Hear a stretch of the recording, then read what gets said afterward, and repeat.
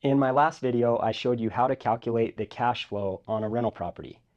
And we ended with a $500,000 home earning about $25,000 per year in cash flow, which is about a 5% cash on cash return.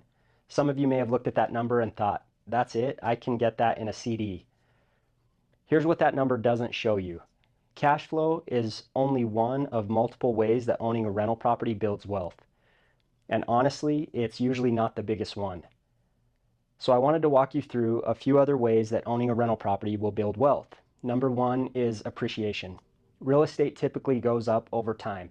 For instance, Phoenix saw 36% appreciation over the last 5 years, which is an average of about 6.5% per year. But let's just be conservative and call it 3% on average per year. On that $500,000 house, that would equate to about $15,000 per year in growing value. That's more than half of your cash flow all over again. No one sends you a check for it every month, but it's real and it compounds. Another one is principal paydown. Now, on an all-cash purchase, that doesn't apply, but let's say that you purchase the home with a loan. Your tenant pays your mortgage down every single month. In year one, that's a few $1,000s of debt that's just quietly disappearing. And every year after that, it accelerates. Your tenant is buying you a house, slowly but surely. Another one is tax advantages. The IRS lets you depreciate the structure of a rental property.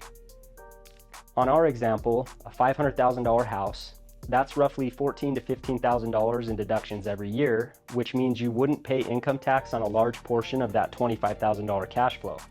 Now, I'm not a CPA, and you should absolutely consult with yours, but this is one of the most powerful benefits in owning real estate.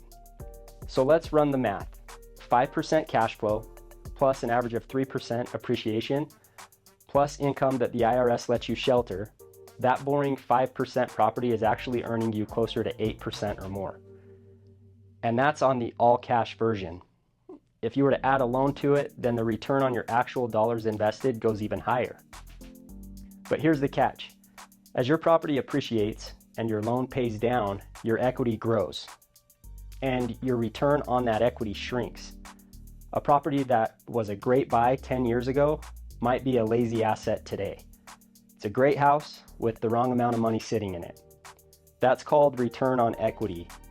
And if you've owned your rental for more than a few years, it's a number that I'd encourage you to look at. But notice something. Every calculation that we went through starts with the same input, which is the rent price. Cash flow, total return on equity. If that number's wrong, then everything else is wrong.